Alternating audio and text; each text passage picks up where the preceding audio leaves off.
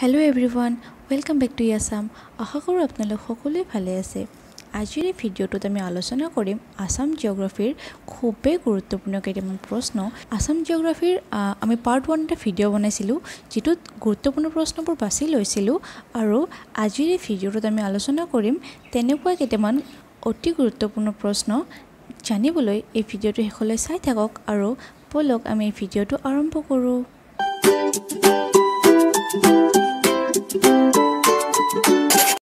তেন্তে আজিৰ প্ৰথম প্ৰশ্নটো হৈছে আছাম ফলছ ইন হুইচ ক্লাইমেট ৰিজন অৰ্থাৎ আমাৰ অসমখন কোন জলবায়ু অঞ্চলৰ অন্তৰ্গত অপশ্যনত দিয়াবোৰৰ ভিতৰত শুদ্ধ উত্তৰটো হ'ব option A monsoon climate next question which national park is the largest in Assam অৰ্থাৎ অসমৰ বৃহৎ নেশ্যনেল পাৰ্ক কোনখন অপশ্যনত দিয়াবোৰৰ ভিতৰত শুদ্ধ উত্তৰটো হ'ব অপশ্যন বি মানস অৰ্থাৎ মানস নেশ্যনেল পাৰ্কখন অসমৰ আটাইতকৈ ডাঙৰ নেশ্যনেল পাৰ্ক আৰু মানস নেশ্যনেল পাৰ্কৰ এৰিয়া হৈছে 950 স্কুৱেৰ কিলোমিটাৰ্ছ এইটো বহুত বেছি ইম্পৰ্টেণ্ট হয়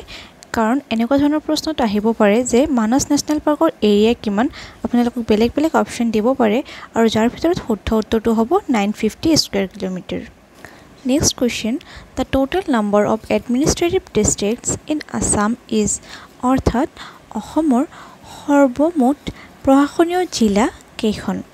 অপশ্যনত দিয়াবোৰৰ ভিতৰত শুদ্ধ উত্তৰটো হ'ব অপশ্যন ডি 34 আগতে অসমৰ টোটেল 33টা ডিষ্ট্ৰিক্ট আছিলে কিন্তু এতিয়া বজালিক নতুনকৈ ডিষ্ট্ৰিক্ট হিচাপে ঘোষণা কৰা হৈছে সেইকাৰণে এতিয়া ডিষ্ট্ৰিক্টৰ সংখ্যা হ'ব আমাৰ 34 ঠিক আছে next question Which of the following state is not situated to the east of Assam? মানে কি কৈছে যে যিবিলাক অপশ্যনত দিয়া আছে তাৰে কোনখন ডিষ্ট্ৰিক্ট অসমৰ ইষ্টত নাই বা পূবত নাই যদি আপোনালোকে অসমৰ মেপটো ভালদৰে চাই তেন্তে গম পাব ইয়াৰে শুদ্ধ উত্তৰটো হ'ব অপশ্যন এ মিজোৰাম কাৰণ মিজোৰাম ডিষ্ট্ৰিক্টটো আপোনাৰ ইষ্টৰ পিনে নহয় ক'ত আছে সাউথত আছে ঠিক আছে next question Which of the following district of Assam does not have international boundary with Bangladesh? অৰ্থাৎ কি কৈছে যে তলত অপশ্যনৰ ভিতৰত কোনখন ডিষ্ট্ৰিক্ট ইণ্টাৰনেশ্যনেল বাউণ্ডাৰীৰ লগত অৰ্থাৎ বাংলাদেশৰ লগত লাগি থকা নাই অপশ্যনত দিয়াবোৰৰ ভিতৰত শুদ্ধ উত্তৰটো হ'ব অপশ্যন এ হাইলাকান্দি অৰ্থাৎ বাকী তিনিখন জিলা বাংলাদেশৰ লগত ইণ্টাৰনেশ্যনেল বাউণ্ডাৰী শ্বেয়াৰ কৰি আছে ঠিক আছে Next question, which of the following geographical lines passes through the state of Assam? অৰ্থাৎ কি কৈছে যে কোনটো ভৌগোলিক ৰেখা অসমৰ মাজেৰে পাৰ হৈ গৈছে অপশ্যনত দিয়া হৈছে tropic of cancer equator tropic of capricorn আৰু নান অফ দ্য এবভ ইয়াতে আপোনাৰ শুদ্ধ উত্তৰটো হ'ব option D none of the above ঠিক আছে অৰ্থাৎ ওপৰত দিয়া বাকী তিনিটা জিঅ'গ্ৰাফিকেল লাইন অসমৰ মাজেৰে পাৰ হৈ যোৱা নাই next question the major reserves of limestone are in dash and dash districts অৰ্থাৎ তলত দিয়া যিকোনো দুখন ডিষ্ট্ৰিক্টত আটাইতকৈ বেছি লাইমষ্টোন ৰিজাৰ্ভ হৈ আছে সেই দুখন ডিষ্ট্ৰিক্ট কি কি অপশ্যনত দিয়াবোৰৰ ভিতৰত শুদ্ধ উত্তৰটো হ'ব option B Dima Hasao and Karbi Anglong অৰ্থাৎ ডিমা হাছাও আৰু কাৰ্বি আংলং ডিষ্ট্ৰিক্টত আটাইতকৈ বেছি লাইমষ্টোন সংৰক্ষণ কৰা হৈছে বা সংৰক্ষিত হৈ আছে ঠিক আছে next question which of the following river is known as Kameng in Arunachal Pradesh অৰ্থাৎ অৰুণাচল প্ৰদেশত কামেং বুলি ক'লে কোনখন নদীক আমি বুজিব লাগিব বা বুজো অপশ্যনত দিয়াবোৰৰ ভিতৰত শুদ্ধ উত্তৰটো হ'ব অপশ্যন চি জীয়া ভৰালী অৰ্থাৎ জীয়া ভৰালী নদীখনক অৰুণাচল প্ৰদেশত কামেং নামেৰে জনা যায় ঠিক আছে ইম্পৰ্টেণ্ট প্ৰশ্ন মনত ৰাখিব next question which of the following districts of Assam does not come under the jurisdiction of PTC অৰ্থাৎ তলত দিয়াবোৰৰ ভিতৰত কোনখন district next question which of the following districts of Assam does not come under the jurisdiction of PTC অৰ্থাৎ অপশ্যনত দিয়াবোৰৰ ভিতৰত অসমৰ কোনখন জিলা BTCৰ অধিকাৰ ক্ষেত্ৰৰ আণ্ডাৰত নপৰে অপশ্যনত দিয়াবোৰৰ ভিতৰত শুদ্ধ উত্তৰটো হ'ব অপশ্যন বি বঙাইগাঁও অৰ্থাৎ বঙাইগাঁও জিলাখন BTCৰ জুৰিছডিকশ্যনৰ আণ্ডাৰত নপৰে অৰ্থাৎ অপশ্যনত দিয়া বাকী তিনিটা জিলা BTCৰ অধিকাৰ ক্ষেত্ৰত পৰে ইম্পৰ্টেণ্ট প্ৰশ্ন মনত ৰাখিব next question which river flows through the northern part of the Kaziranga national park অৰ্থাৎ কাজিৰঙা ৰাষ্ট্ৰীয় উদ্যানৰ উত্তৰ পাৰেৰে কোনখন নৈ বৈ গৈছে অপশ্যনত দিয়াবোৰৰ ভিতৰত শুদ্ধ উত্তৰটো হ'ব অপশ্যন এ ব্ৰহ্মপুত্ৰ অৰ্থাৎ ব্ৰহ্মপুত্ৰ নদীখন কাজিৰঙা নেশ্যনেল পাৰ্কৰ উত্তৰ পাৰেৰে বৈ গৈছে ঠিক আছে next question pink granite has been discovered in which hill of Goalpara district অৰ্থাৎ গোৱালপাৰা ডিষ্ট্ৰিক্টৰ কোনখন পাহাৰত পিংক গ্ৰেনাইট আৱিষ্কাৰ কৰা হৈছিলে বা পোৱা গৈছিলে অপশ্যনত দিয়াবোৰৰ ভিতৰত শুদ্ধ উত্তৰটো হ'ব অপশ্যন ডি অজগৰ হিল আৰু এটা ইম্পৰ্টেণ্ট কথা যে এই অজগৰ হিলক নতুনকৈ ৱাইল্ড লাইফ চেংচুৱেৰী হিচাপে ঘোষণা কৰা হৈছে লগতে অজগৰ ৱাইল্ড লাইফ চেংচুৱেৰীৰ লগতে আৰু এটা নতুন ৱাইল্ড লাইফ চেংচুৱেৰী ঘোষণা কৰা হৈছে গোৱালপাৰা জিলাত সেইখন হৈছে পঞ্চৰত্ন ৱাইল্ড লাইফ চেংচুৱেৰী ঠিক আছে এই দুটা মনত ৰাখিব বহুত বেছি ইম্পৰ্টেণ্ট হয় next question how many oil refineries are there in Assam অৰ্থাৎ অসমৰ টোটেল অইল ৰিফাইনাৰী কেইখন অপশ্যনত দিয়াবোৰৰ ভিতৰত শুদ্ধ উত্তৰটো হ'ব অপশ্যন এ 4 অৰ্থাৎ অসমৰ 4খন ৰিফাইনাৰী আছে আৰু সেই 4খন অইল ৰিফাইনাৰী হৈছে Noonmati refinery Numaligarh refinery Bongaigaon refinery আৰু ডিগবৈ ৰিফাইনাৰী ঠিক আছে বহুত বেছি ইম্পৰ্টেণ্ট হয় এই প্ৰশ্নটো মনত ৰাখিবলৈ যত্ন কৰিব next question physiography of Assam can be divided into how many types অৰ্থাৎ অসমৰ প্ৰাকৃতিক ভূগোল বা ভূপৃষ্ঠ বিজ্ঞানক টোটেল কিমানটা ভাগত ভগাব পাৰি অপশ্যনত দিয়াবোৰৰ ভিতৰত শুদ্ধ উত্তৰটো হ'ব অপশ্যন বি 3 অৰ্থাৎ অসমৰ ফিজিঅ'গ্ৰাফিক টোটেল 3টা ভাগত ভগাব পাৰি আৰু সেই 3টা হৈছে the Brahmaputra valley the Barak valley and the Karbi Anglong district আৰু থাৰ্ডলি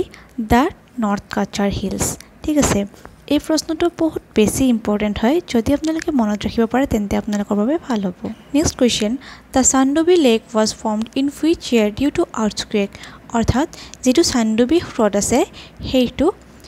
কোন চনৰ ভূমিকম্পৰ ফলত গঢ়ি উঠিছিলে অপশ্যনত দিয়াবোৰৰ ভিতৰত শুদ্ধ উত্তৰটো হ'ব অপশ্যন ডি 12 জুন 1897 অৰ্থাৎ 1897 চনৰ 12 জুন তাৰিখৰ যোনটো ভূমিকম্প আছিলে সেই ভূমিকম্পৰ ফলত চান্দুবি হ্ৰদটো গঢ়ি উঠিছিলে ঠিক আছে বহুত বেছি ইম্পৰ্টেণ্ট প্ৰশ্ন হয় কাৰণ ভূমিকম্প ৰিলেটেড প্ৰশ্ন হয় আৰু ভূমিকম্প ৰিলেটেড প্ৰশ্ন এটা হ'লেও পৰীক্ষাত আহে ঠিক আছে next question what is the other name of Bordoisila or pre monsoon অৰ্থাৎ বৰদৈচিলা বা মৌচুমী ঋতুৰ আন এটা নাম কি অপশ্যনত দিয়াবোৰৰ ভিতৰত শুদ্ধ উত্তৰটো হ'ব অপশ্যন বি মেংগ' ছাৱাৰ আৰু কিন্তু এই প্ৰশ্নটোত এটা কনফিউশ্যন আছে যে কিছুমানত কৈছে যে এইটো মেংগ' শ্বাৱাৰ বুলিও কোৱা হয় আৰু কিছুমানত কৈছে এইটো টি শ্বাৱাৰ বুলি কোৱা হয় আপোনালোকে ভালদৰে চাই ল'ব আৰু যদি নোৱাৰে তেন্তে মই কমেণ্ট বক্সত পিন কৰি দি দিম ঠিক আছে next question in which year oil was first drilled in Assam অৰ্থাৎ কোন চনত অসমত প্ৰথমবাৰৰ বাবে তেল খান্দি উলিওৱা হৈছিলে অপশ্যনত দিয়াবোৰৰ ভিতৰত শুদ্ধ উত্তৰটো হ'ব অপশ্যন চি 1867 আৰু এই যে তেল ড্ৰিল কৰা হৈছিলে সেইটো অসমৰ কোন ঠাইত কৰা হৈছিলে উত্তৰটো হ'ব আপোনাৰ ডিগবৈ অৰ্থাৎ অসমৰ প্ৰথম তেলৰ কুঁৱা ক'ত ওলাইছিলে ডিগবৈত ঠিক আছে next question which part of Assam receives very little rainfall অৰ্থাৎ অসমৰ কোন ঠাইত আটাইতকৈ কম বৰষুণ হয় অপশ্যনত দিয়াবোৰৰ ভিতৰত শুদ্ধ উত্তৰটো হ'ব অপশ্যন এ লামডিং অৰ্থাৎ লামডিঙত অসমৰ আটাইতকৈ কম বৰষুণ হয় ঠিক আছে next question in which year the project tiger in Manas national park was started অৰ্থাৎ যিটো বাঘ সংৰক্ষণৰ যিটো প্ৰজেক্ট আছিলে সেইটো কিমান চনত মানস নেশ্যনেল পাৰ্কত আৰম্ভ কৰা হৈছিলে শুদ্ধ উত্তৰটো হ'ব অপশ্যন ডি 1973 তেন্তে এই ভিডিঅ'টোত আমি মানস নেশ্যনেল পাৰ্কৰ বিষয়ে দুটা কথা গম পালোঁ যে অসমৰ আটাইতকৈ ডাঙৰ নেশ্যনেল পাৰ্কখন হৈছে মানস নেশ্যনেল পাৰ্ক আৰু এইটো যিটো বাঘ সংৰক্ষণৰ প্ৰজেক্ট আছিলে সেইটো 1973ত মানস নেশ্যনেল পাৰ্কত ষ্টাৰ্ট কৰা হৈছিলে বহুত বেছি ইম্পৰ্টেণ্ট পইণ্ট মনত ৰখাৰ চেষ্টা কৰিব next question what is the total area of Barak valley অৰ্থাৎ বৰাক ভেলীৰ টোটেল এৰিয়া কিমান অপশ্যনত দিয়াবোৰৰ ভিতৰত শুদ্ধ উত্তৰটো হ'ব অপশ্যন ডি 6962 কিলোমিটাৰ স্কুৱেৰ অৰ্থাৎ 6962 বৰ্গ কিলোমিটাৰ এৰিয়া কিহৰ বৰাক ভেলীৰ ঠিক আছে next question which river separates Karbi plateau with Naga hills অৰ্থাৎ কোনখন নদীয়ে কাৰ্বি প্লেটো আৰু নাগা হিলক ছেপাৰেট কৰি ৰাখিছে অপশ্যনত দিয়াবোৰৰ ভিতৰত শুদ্ধ উত্তৰটো হ'ব অপশ্যন চি ধনশিৰি অৰ্থাৎ ধনশিৰি নদীখনে কাৰ্বি প্লেটো আৰু নাগা হিলক ছেপাৰেট কৰি ৰাখিছে next question which is the largest south bank tributary of Brahmaputra অৰ্থাৎ ব্ৰহ্মপুত্ৰ নদীখনৰ আটাইতকৈ ডাঙৰ দক্ষিণ বাহিনী উপনৈ কোনখন অপশ্যনত দিয়াবোৰৰ ভিতৰত শুদ্ধ উত্তৰটো হ'ব অপশ্যন চি কপিলি বহুত বেছি ইম্পৰ্টেণ্ট প্ৰশ্ন হয় কিয়নো ব্ৰহ্মপুত্ৰ নদীৰ লগত ৰিলেটেড হয় ঠিক আছে next question the river Brahmaputra forms which drainage pattern during winter অৰ্থাৎ শীতকালত ব্ৰহ্মপুত্ৰ নদীখনে কোনটো জলনিষ্কাশন পেটাৰ্ণ ক্ৰিয়েট কৰে বা ফৰ্ম কৰে অপশ্যনত দিয়াবোৰৰ ভিতৰত শুদ্ধ উত্তৰটো হ'ব অপশ্যন এ ব্ৰেডেড অৰ্থাৎ যিটো গুম্ফিত নদী বুলি কোৱা হয় বা চৰ চাপৰিৰ দ্বাৰা পৃথক হৈ পুনৰ ভটিয়নিত লগা নদী টাইপৰ ফৰ্ম কৰে ঠিক আছে বহুত ইম্পৰ্টেণ্ট প্ৰশ্ন হয় মনত ৰখাৰ চেষ্টা কৰিব এইটো next question which department is engaged in minerals exploration in the state of Assam অৰ্থাৎ অসমৰ কোনখন ডিপাৰ্টমেণ্টে মিনাৰেলছৰ পুংখানুপুংখ অনুসন্ধানৰ লগত জড়িত হৈ থাকে অপশ্যনত দিয়াবোৰৰ ভিতৰত শুদ্ধ উত্তৰটো হ'ব option B directorate of geology and mining এইটো বহুতে বেছি ইম্পৰ্টেণ্ট প্ৰশ্ন হয় যদি পাৰে আপোনালোকে নোট ডাউন কৰি ল'ব আৰু এইটোৱে আজিৰ শেষৰ প্ৰশ্নটো যদি আপোনালোকৰ এই ভিডিঅ'টো চাই ভাল লাগিছে তেন্তে লাইক কৰিব আৰু যদি অকণো কিবা লাভ হৈছে তেন্তে কমেণ্ট কৰি মোক নিশ্চয় জনাব আৰু আপোনালোকৰ বাবে যদি কিবা বিশেষ টপিকত ভিডিঅ' বনাব লাগে তেন্তে মোক কমেণ্ট বক্সত জনাব আৰু শ্বেয়াৰ কৰিব আপোনাৰ বন্ধুবৰ্গৰ সৈতে আৰু মোৰ চেনেলটো ছাবস্ক্ৰাইব কৰি দিব আৰু লগতে বেল আইকনটো প্ৰেছ কৰি দিব যাতে ভিডিঅ'ৰ আপডেটছবোৰ পাই থাকে থেংক ইউ